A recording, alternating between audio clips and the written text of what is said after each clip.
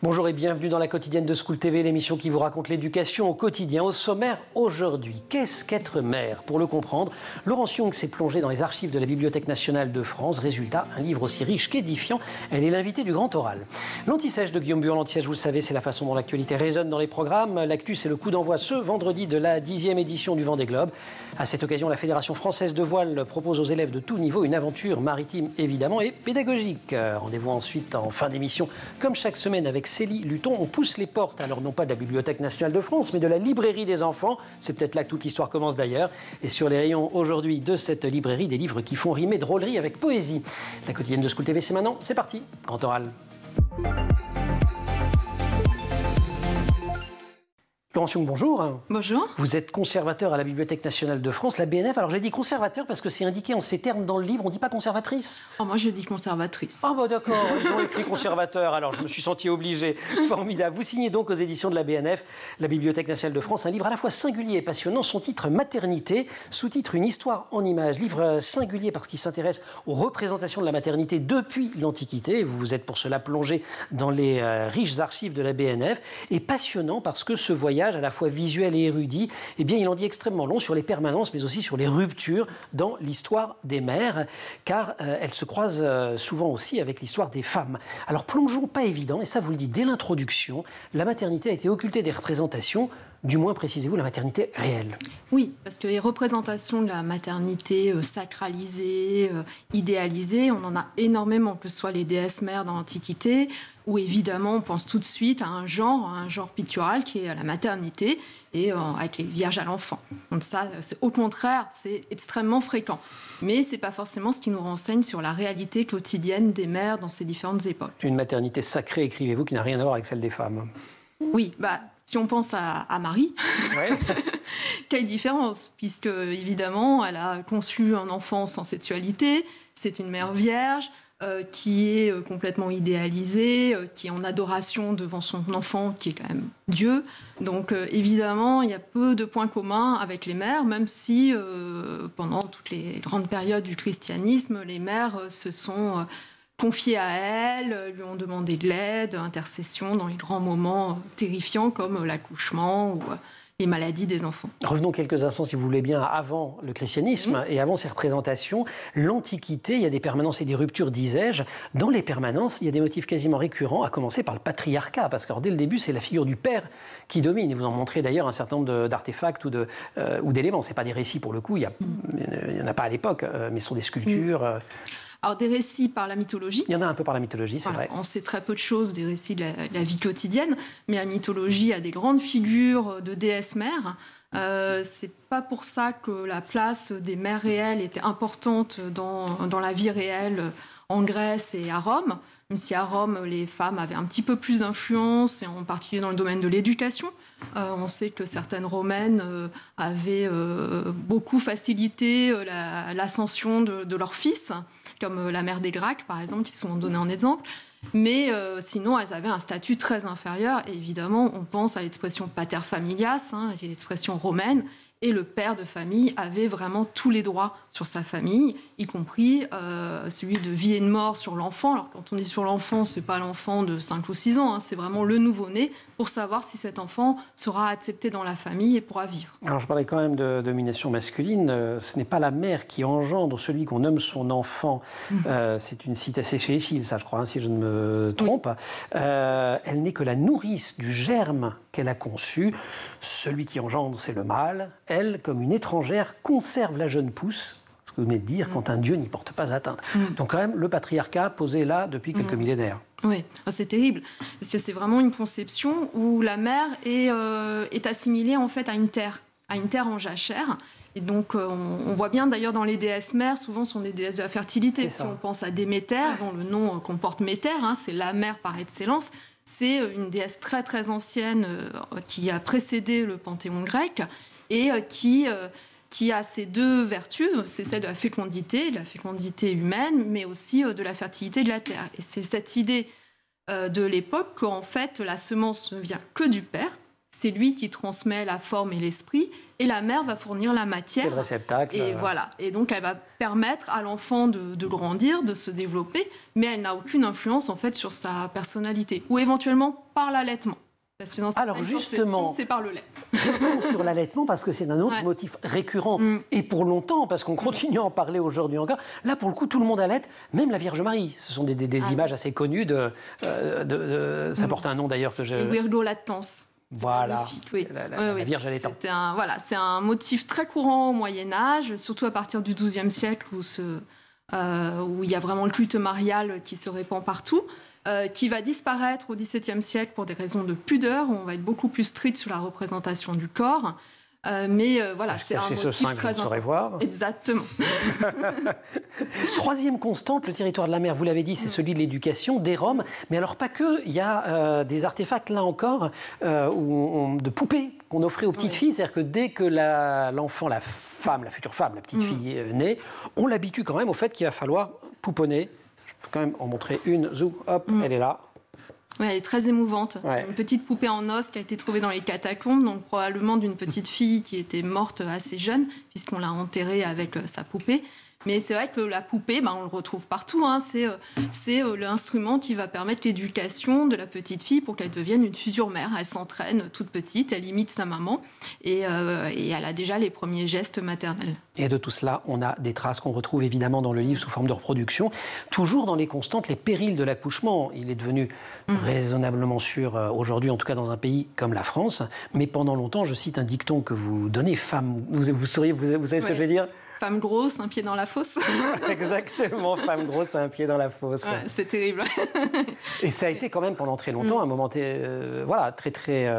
dur, avec, vous en rendez compte d'ailleurs, si je me souviens bien, mais ça beaucoup plus tardivement, des débats entre médecins sur savoir qui on sauve entre la mère et l'enfant.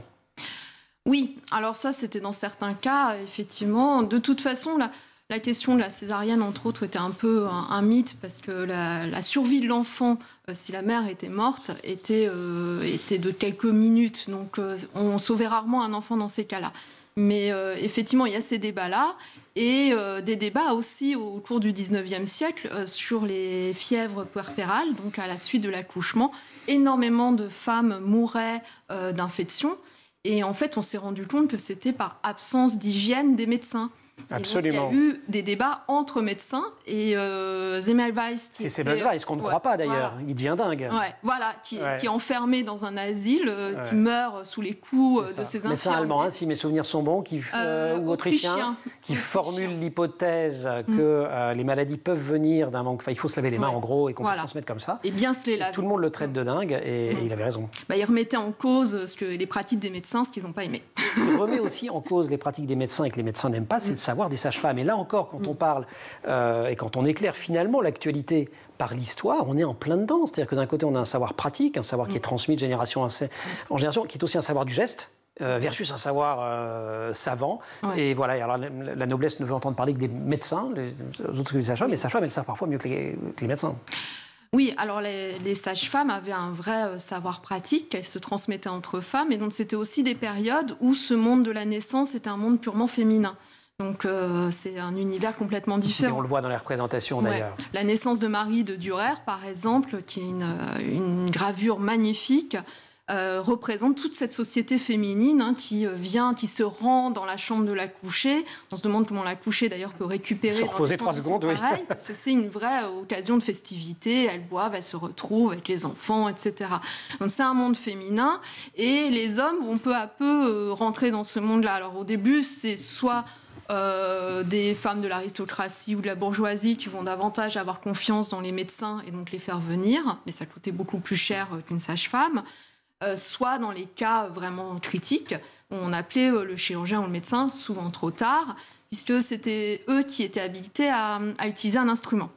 Donc, mais on trouve déjà cette séparation et on parlait la semaine dernière d'un documentaire qui s'appelle Naître mère qui est disponible sur France.tv qui suit une jeune femme dans les semaines qui précèdent et qui suivent son accouchement. Et il y a un moment où c'est un petit peu compliqué. D'ailleurs, la sage-femme dit on va appeler le médecin à ce moment-là. Donc finalement, les choses n'ont pas considérablement changé. Laurence Young qui signe aux éditions de la BNF ce livre à la fois singulier et passionnant. Maternité, une histoire en images. On la retrouve dans quelques minutes car pour l'heure, c'est le moment de retrouver Guillaume Buan en anti-sèche. Anti-sèche sportive. Ouais. D'où le... Hein ouais.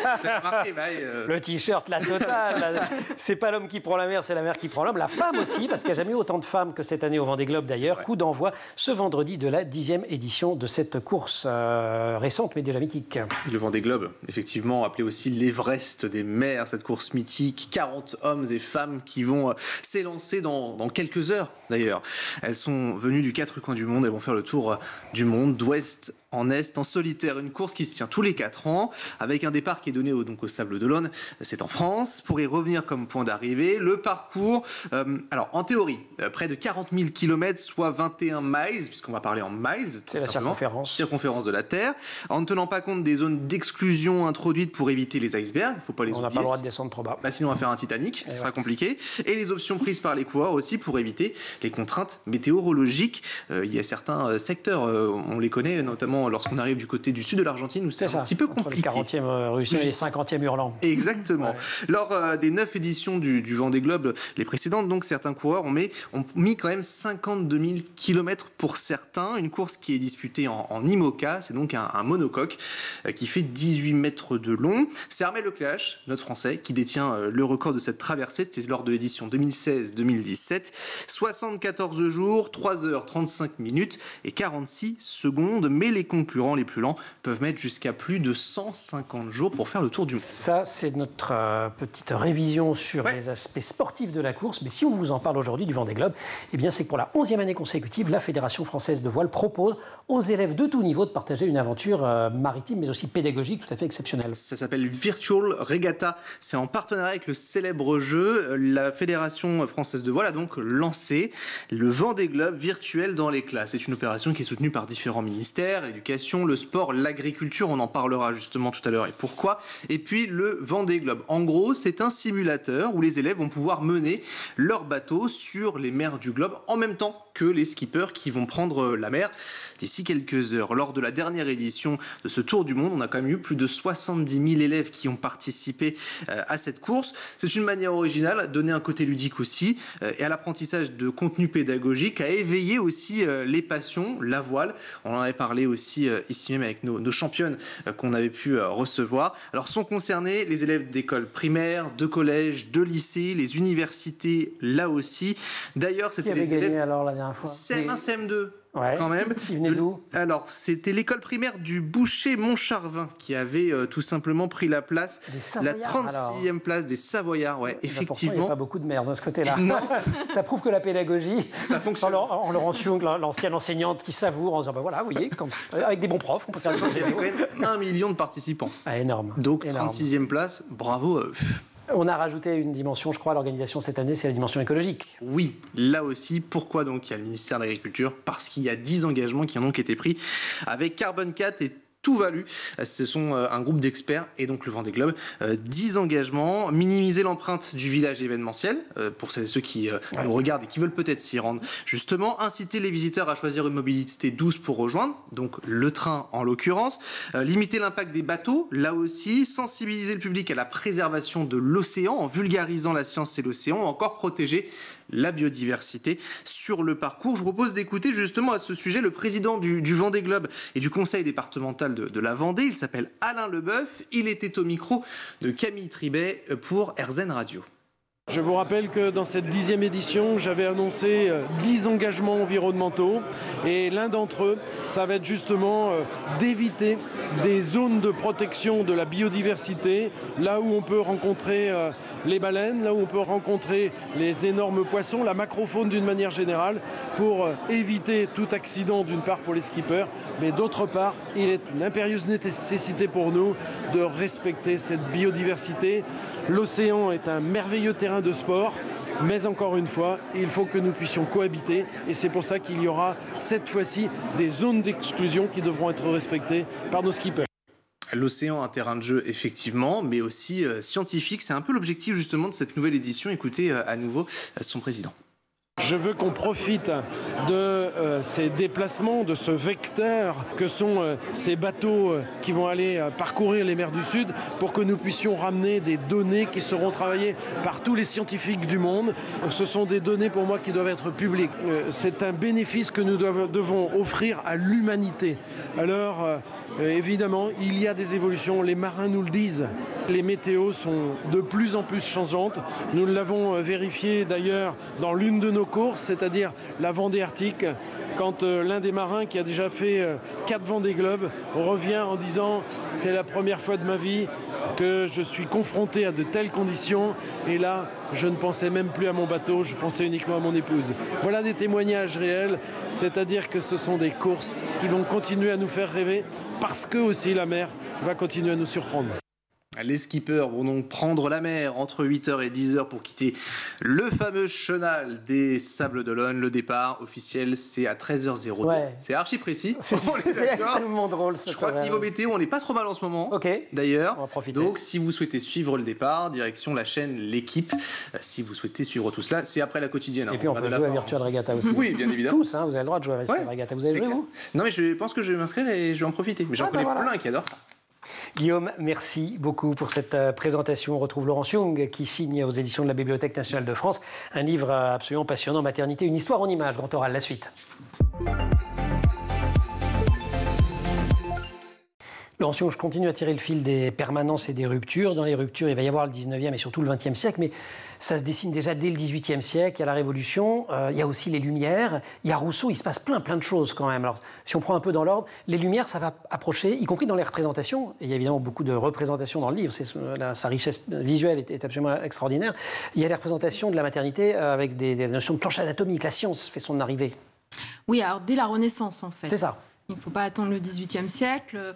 La Renaissance, en fait, c'est le fait qu'il y ait enfin des dissections qui soient tolérées par l'Église et donc qui ont apporté un nouveau savoir, une nouvelle connaissance du corps humain. Mais c'est pas si évident de ça parce que les médecins, les chirurgiens de l'époque avaient conservé les idées des médecins grecs de l'Antiquité et donc même en voyant un corps devant eux, continuaient à projeter des idées très anciennes sur le corps féminin qui était comme une sorte d'équivalent du corps masculin mais inversé, c'est-à-dire que les organes étaient intérieurs. Donc la vision n'était pas toujours très réaliste. Non. Et ils ne comprenaient pas tout, vous avez absolument raison, c'est la Renaissance bien évidemment. Néanmoins le 18e, c'est quand même le discours scientifique, l'encyclopédie. Rousseau aussi, et Rousseau avec l'Émile, qui lui va venir sur un terrain qui était préempté d'une certaine façon, où on laissait les femmes occuper, qui est celui de l'éducation. Oui, tout à fait. Jusque-là, l'éducation, en tout cas faite par les mères, n'intéressait pas beaucoup les hommes. Et encore moins les soins de l'enfant et l'allaitement qui était réservé au domaine féminin. Et c'est vrai que Rousseau, alors lui, c'est pas tellement l'aspect scientifique qui l'intéressait, mais celui de la sensibilité. Donc on sait, comme il a défendu cette affection que devait donner la mère, qui lui avait manqué à lui, évidemment. Et donc il développe comme ça toute une relation entre la mère et l'enfant, d'affection, de soins, y compris l'allaitement qui faisait partie de cet ensemble de tendresse, de relations de proximité. Quand même alors, c'est compliqué l'allaitement parce que donc à la fois c'est recommandé, mais souvent les femmes dans certains milieux confient les enfants, enfin les bébés, à des nourrices. C'est extrêmement commun. Mais par exemple, Marie-Antoinette, j'ai appris en vous lisant, elle avait demandé à allaiter. Oui. Alors elle était autrichienne. On lui a refusé d'ailleurs. Voilà. Elle venait d'une culture où c'était un peu plus admissible pour une reine. Elle a demandé à être proche, à garder ses enfants et à les allaiter. Et on lui a refusé parce que ça ne se faisait pas du tout. Ça ne se fait pas chez nous, madame. C'était vulgaire, en fait. Ouais. Avancé au cours du 19e siècle dans ce domaine, alors qu'on appelle aujourd'hui le care par facilité, j'allais dire, mais qui va remettre finalement entre les mains des femmes l'éducation, surtout l'éducation des petits, parce qu'ensuite au lycée ce sera les messieurs, mais l'éducation des petits, l'école maternelle qui va être inventée par Marie-Pape Carpentier, par Pauline Carré-Gomard. Vous citez aussi avant, dans les premiers traités d'éducation, Madame de Genlis. Oui. Alors Madame de Genlis, c'est la première préceptrice de princes, donc on lui a confié l'éducation de garçons, parce qu'en fait l'éducation des filles, elle a toujours été confiée aux mères. C'est-à-dire qu'elle les conduisait jusqu'au mariage. On joue avec les poupées, on se marie, on fait des enfants. Oui, dans le meilleur des cas, on survit et on en fait d'autres. Voilà. La question, c'était l'éducation des garçons. Donc, en général, les garçons étaient éduqués par leur mère pendant les premières années. Et dès qu'il fallait qu'ils apprennent du savoir intellectuel, à lire, etc., c'était un précepteur ou une école. Donc on leur enlevait les garçons à ce moment-là. Et donc c'est assez nouveau, à partir du 19e siècle, que les femmes aient vraiment un rôle dans l'éducation des garçons. Et avec l'apparition de l'école, elles ont eu toujours ce rôle-là de faire les devoirs.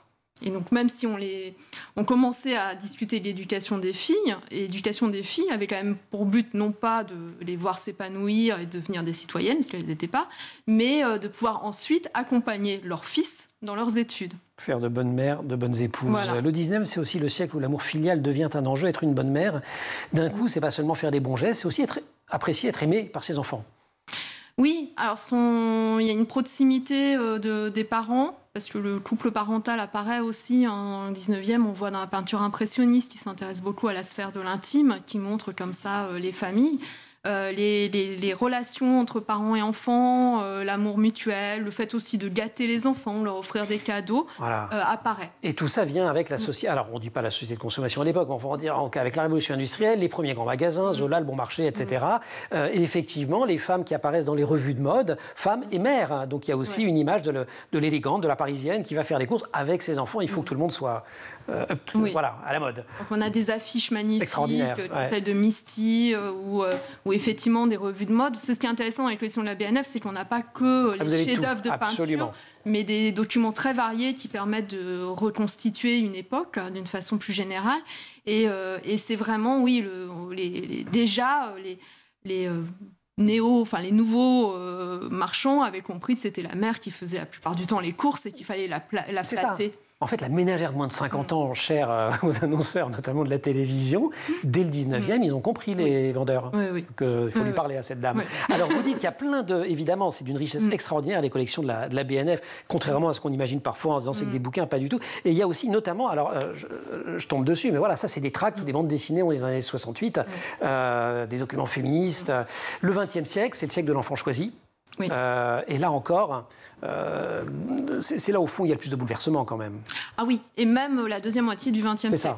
C'est-à-dire que là, tout se précipite d'une certaine façon et tout change puisque les femmes peuvent vraiment décider de ne pas être mères, ce n'était pas évident. Celles qui avaient des difficultés à devenir mères, on se voit offrir aussi de nouvelles possibilités avec les avancées médicales. Il y a de nouveaux modèles de mère, donc on redéfinit ce qu'est une mère. Il y a vraiment, avec la PMA, la GPA dans certains pays, des nouveaux rôles qui sont distribués autour de la maternité. Et autour de la paternité. Et il y a quand même une photo que je vais vous la montrer dans quelques instants, d'Eddie Kuligowski, portrait de jeune, ça date de 1971. Et là, c'est extraordinaire, c'est le Christ. Comment parce que moi, le latin, c'est les vierges allaitantes, c'était Lactance. Non, c'était la Virgum... Virgolactance. Virgolactance. Et là, c'est la... Christus Lactance. Extraordinaire, quand même. Oui. C'est un jeune hippie qui ressemble terriblement aux représentations du Christ. Et c'est vrai que comme on est habitué, notre regard est habitué à ces représentations de la Vierge à l'enfant, voilà, on projette ça. Et c'est une inversion assez amusante et qui interroge. Donc on a choisi à chaque fois des images qui étaient soit vraiment représentatives d'un moment, d'une époque, soit qui étaient un petit peu décalées et qui nous posaient des questions. D'un mot, Laurence Young, ce sera ma dernière question. Travail de recherche, j'imagine qu'il vous a quand même pris quelques mois, peut-être quelques années. Oui, 2-3 ans. Ouais, voilà, gros boulot. Est-ce que vous avez eu une surprise? Est-ce que vous avez, entre les hypothèses que vous formuliez au début, ou des moments où vous êtes tombé sur des trucs où vous disiez, ça, je m'y attendais pas? Ah, c'est pire que ça. Je n'avais pas eu l'idée du livre. C'est une personne des éditions de la BNF qui a suggéré le sujet. Et au début, je me suis dit que c'était un sujet qui risquait d'être un petit peu cucu, un peu idéalisé, etc. Et donc, tout a été une surprise pour moi. Je me suis rendu compte à quel point c'était un sujet passionnant. Vous le rendez passionnant pour les lecteurs, en tout cas. En tout cas, pour un lecteur comme moi. J'espère pour des lectrices et des lecteurs comme vous. Maternité, c'est aux éditions de la Bibliothèque nationale de France, une histoire en images. Préface, je le signale, de Nancy Houston, et le texte est de Laurence Young. Laurence, vous restez, si vous voulez bien, avec nous, de la Bibliothèque nationale de France à la librairie des enfants. Il n'y a qu'un pas, peut-être qu'il marche d'ailleurs dans l'autre sens, on le verra. C'est Luton, la librairie. Et donc, comme chaque semaine, nous poussons les portes de la librairie de Célie. Célie, bonjour. Bonjour Emmanuel. Je vous recommande vivement la lecture de Maternité de Laurence Young. Il est question d'une autrice que vous aimez bien, qui est la comtesse de Ségur, d'Erostopchine. J'ai beaucoup aimé, mais c'est mon enfance. Voilà, qui invente, il y a quand même une représentation désagréable, elle se fait battre. C'est l'apparition du sadisme maternel. Oui, c'est un des premiers livres où on parle vraiment d'une mauvaise mère qui bat ses enfants. Alors dans l'histoire, c'est la belle-mère, mais dans la réalité, c'était sa mère. Qui la battait. C'est ça qui était... Voilà. Qu'est-ce que la littérature Rousseau, c'est pareil, doit aux mauvaises mères quand même. Bon, c'est l'idée conseil pour faire rimer drôlerie et poésie. Aujourd'hui, on commence avec un brouillamini de Karen Autois et Vincent Pianina. C'est chez Albin Michel Jeunesse. Ça, c'est charmant. Ça vient de la de la rentrée littéraire de septembre. Il est en course pour un prix à Montreuil, dans la catégorie illustrée. Oh oui, c'en est une. Je vous laisse lire la première page, Emmanuel, chez Le Ver de Terre. Regardez comme vous voulez que je lise ça? Le Ver de Terre écoute la neige tomber sur le toit de sa maisonnette. Il sent son cœur se fendre chaque fois qu'un flocon se dépose silencieusement sur le précédent. Ce n'est pas un temps à rester seul, c'est un temps à être amoureux, se dit-il. Et on nous conseille sur une petite feuille de chêne de chercher le Ver de Terre. C'est ça? Oui, le principe. Tout à fait. Vous allez vous balader avec vos petits personnages. Il y a le Ver de Terre, il y a la mythe, la sauterelle et l'escargot. Chacun va partir à la recherche de quelque chose. De quoi? Un ami, un amoureux, de la nourriture. C'est drôle, c'est vif, c'est charmant, c'est curieux, tellement plein d'esprit. Le format très atypique. Ben oui. Avec variation dans le récit, parfois c'est là, parfois c'est là. Ben c'est ce qu'on voit là, une interaction entre le texte et l'image qui va justement susciter la curiosité ou l'interrogation de son lecteur. À partir de quel âge? 4-5 ans, parce que pour vraiment déguster... C'est pas si simple. Oui. L'étoile de mots, texte et illustration de Yonji Choi, c'est un roman illustré traduit par Elvire Boll, édité chez Helium. Oui, alors ça c'est une merveille qui a déjà été récompensée au prix d'un prix à la Foire de Bologne. C'est ça, traduit du coréen, je ne l'ai pas dit, j'aurais pu le dire quand même. Oui, Yonji Choi. Et notre petit mot, il se réveille, il a vu une lumière qui brille, une lumière qui a l'air de sourire. Donc hop, il laisse un petit mot à ses parents. Je suis partie chercher la lumière. Et donc il va faire plein de rencontres. Alors il va embêter des petits animaux parce qu'il a dormi sur leur petite maison. Il va en déranger d'autres parce qu'il va avoir un petit peu faim. Mais tout le monde va lui rendre service. On est dans de la solidarité, de l'hospitalité. Mais ils ont tous le même conseil. Attention, ne t'approche pas de l'ours, ne va pas voir l'ours. Ils ont tous envie de le protéger. En mots, oui, d'accord, je n'ai pas envie de désobéir. Mais je me demande si l'ours il est pas y aller quand même. Des textes assez brefs, des illustrations qui prennent pas mal de place. Pour autant, c'est pas forcément là encore pour les trop petits. Moi, je dirais 8-10 ans pour vraiment saisir le texte dans son intégralité. Il est écrit simplement, et c'est une qualité là, parce que c'est au présent de l'indicatif, avec une image qui complète le texte, mais voilà. C'est ça, donc il faut vraiment faire jouer les deux, et il faut avoir... Voilà, mécanique de cerveau. Mécanique de cerveau. On termine avec Barbe-Belle et autres contes pour toutes et tous. C'est d'Hélène Combis, illustré par Adlai chez Helium, là encore. Ah, j'adore. Vraiment. Alors, Barbe-Belle... Vous savez, lui, ce n'est pas des corps qu'il cache dans une pièce. Ce sont des portraits. Il a peint beaucoup de portraits qui sont très importants à ses yeux. Comme à la BNF, après, il y a des gens qui se retrouvent à faire des livres là-dessus. Mais bien sûr, mais évidemment. Et Tite Grillon. Alors, elle, c'est une jeune fille de 15 ans dans ce conte. Et elle est née avec une seule jambe. Son père la déteste. Déjà, c'est même pas un garçon. Oh, il est remarié, il a d'autres enfants. Et qu'est-ce qu'elle va avoir de sa marraine? Qu'est-ce qu'elle ferait bien d'une pantoufleuse de fer? Pas du tout. Une lame pour courir très très vite. Ça s'appelle les lames, ce qu'on a vu aux Jeux Olympiques, enfin aux Jeux Paralympiques pour le coup. Exactement. Et c'est dit, elle va devenir championne. Paralympique. Et ben, vous voyez. Le regard émerveillé de son mari. Ok, je spoil un peu, mais ça. Bah ouais, on a spoilé sans faire exprès. Ouvrage soutenu aussi par le Centre national du livre, il faut le dire. Merci beaucoup, Célie, pour ces 3 conseils. Barbe-Belle et autres. Quel âge d'ailleurs, je ne vous ai pas demandé? Moi, j'attendrai le collège. Pour comprendre les contes. C'est à cet âge-là, c'est en 6e qu'on étudie les contes. Hein. C'est ça. Moi, je suis. Saperli gargouille abracadabrette, le gendarme en athlète. C'est drôle. Mais c'est le gendarme l'insecte, en l'occurrence. C'est chercher, c'est. Oui. C'est pas un gendarme avec un képi, c'est un gendarme avec des... Oui, mais tous les livres peuvent être poétiques en littérature de jeunesse pour peu qu'on ait envie de déguster les mots et pas de faire du page-turner. C'est bien le page-turner, hein, qu'on est à fond dans l'intrigue, mais des fois on peut prendre le temps, un peu de douceur dans ce monde de brut. Voilà. Célie, merci beaucoup. Vous vouliez ajouter quelque chose? Ou sur l'importance de la littérature jeunesse, quand même. Ça, c'est fondamental. Je parle à l'ancienne professeure de lettres modernes, quand même. Ah oui, c'est ce qui développe un imaginaire. C'est ça. Voilà. Voilà. Et vous avez aussi plein de belles collections, comme il y a tous les livres à la BNF, y compris tous les originaux de l'édition jeunesse depuis que l'édition jeunesse existe. Merci beaucoup, chère Célie, pour ces 3 conseils de lecture. Barbe Belle et autres contes pour toutes et tous. L'étoile de mots, ça c'était la journée d'hélium quand même. Oui. Avec une petite touche Albin Michel Jeunesse pour le Brouillet Mini de Karen Autois et Vincent Pianina. Merci aussi. C'est pas tout à fait un livre pour les enfants, mais il est absolument passionnant, de Laurence Young, Maternité, une histoire en images, préface Nancy Houston, édition de la Bibliothèque nationale de France. Et merci aussi, comme d'habitude, à toute l'équipe de l'émission, Laure Audemont au maquillage, Marine Plantec à la préparation de cette émission, qui est en régie aujourd'hui avec au son Saïd Mamou et à la réalisation Romain Luc. Vous restez sur School TV, vous nous retrouvez nous en permanence sur Internet et sur les réseaux sociaux.